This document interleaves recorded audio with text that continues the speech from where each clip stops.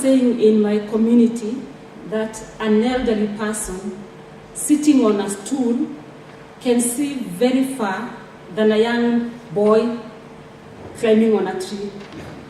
And this saying, we can apply it to today's conference, whereby I consider Professor Hugh Yeping, Professor Bea Raza, and our Dean, Professor Justus Mbaye.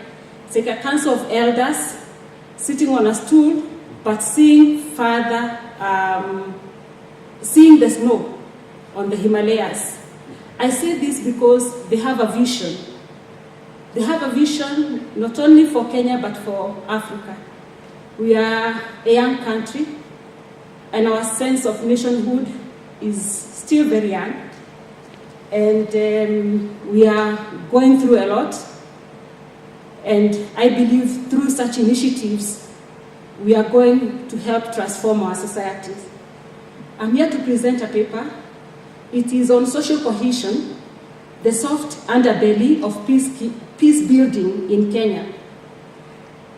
Please allow me to read quickly a short introduction, and then we look at pillars of social cohesion, the dimensions of social cohesion, and then we look at the factors that are impeding peace building in Kenya, and therefore social cohesion.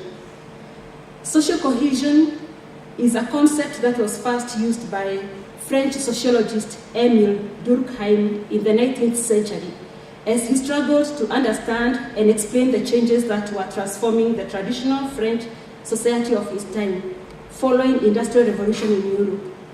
Durkheim considered this concept as an ordering feature of a society and conceptualized it in terms of solidarity and interdependence. To him, shared norms and values bring about solidarity and interdependence, which in turn produce harmony that helps people cohere in society. According to Durkheim, therefore, societies are defined by harmony and not conflict. Every time great phenomena impact on societies and shake their very foundation or way of life, policymakers or scholars rush in search of solutions to restore the lost harmony. Kenya is no exception. Made up of many ethnic groups, its watershed moment came after the 2007-2008 post-election violence that left the country at the brink of a full-blown civil war. To remedy the situation, policymakers and peacemakers turned to social cohesion as an important component of peace building that would bridge ethnic differences and promote a sense of nationhood. National cohesion, therefore, became a policy goal, and the National Cohesion and Integration Commission was set up to pursue this goal. At the same time, a national peace framework was also put in place to facilitate effective and speedy conflict prevention and conflict resolution with a view of fostering a peaceful, cohesive nation. That said, that happened almost 8 years ago. But looking at our society right now, we still have the problems that we had before these commissions were put in place. I do not present this paper in a spirit of criticism, but rather I'm trying to look at the gaps and maybe what we can do to make sure that we have values and to make sure that we implement these policies. They're very good policies, but they're only good on paper. They don't translate into action. We still have very latent tensions, and there are predictions that maybe we might have. We don't know how it will go after the forthcoming general elections, but we are still optimistic. So what are the pillars? What are the pillars of social cohesion? According to Stephen Heinemann, 2003, there are 4 pillars. We have political organizations, which include the executive, legislature, judiciary, that we have in Kenya. These, according to Stephen, they're supposed to be honest and transparent. That is our challenge. We have a lot of corruption going on, and sometimes we feel the government is not accountable, and there are times when the ordinary person on the street feels that they're neglected by the government, or they do not identify themselves with what the government is doing. Then we have the second pillar is social organizations. These organizations, we have many of them. For instance, we have churches, we have many of them, and they are supposed to have values, and these shared values are what define a society. Unfortunately for us, even though our constitution has identified what they call national values, it would appear it's like they are forced down on us. The ordinary person has not been given a chance to identify with those values. And this is a contradiction, because our ethnic groups, they are so cohesive, because they have their values that people have accepted. But then you have another set of values that the government is proposing and is trying to force them down on people, and people are not accepting them.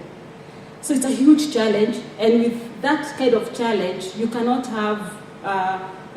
build peace. People will always resist what they do not accept.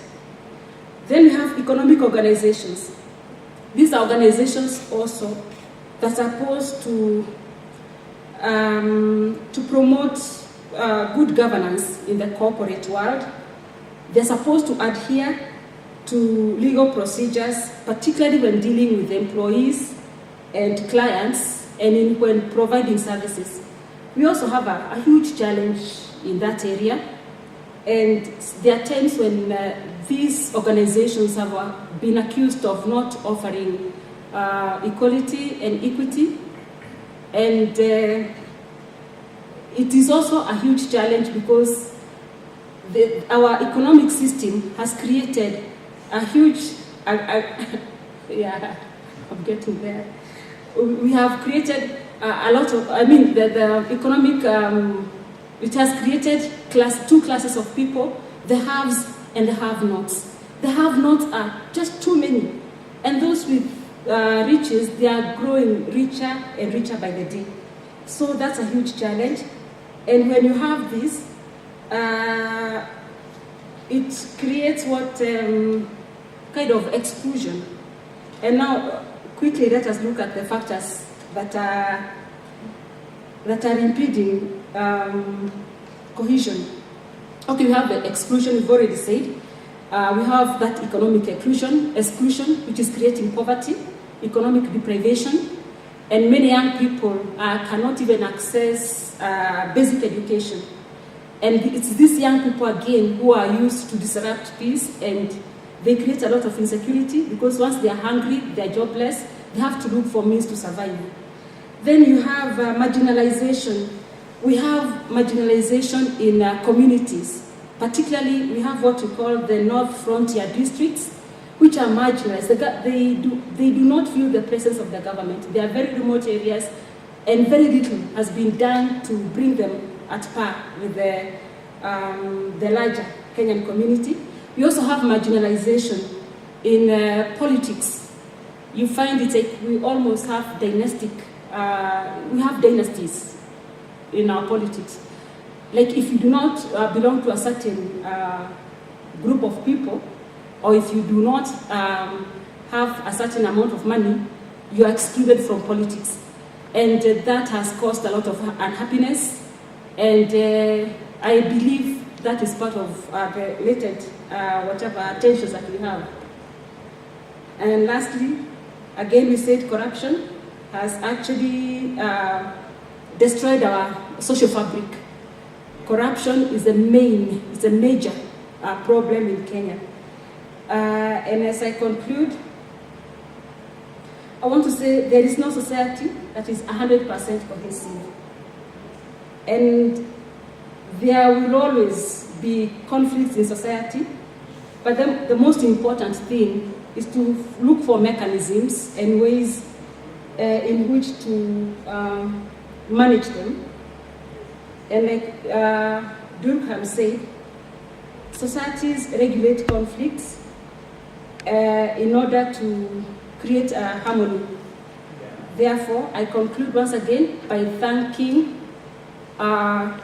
Professor Hugh, Professor Bayaraza, and Professor Justus Mbaye, because I believe you've given us an opportunity as a country, and I believe we'll go very far. We are going to learn.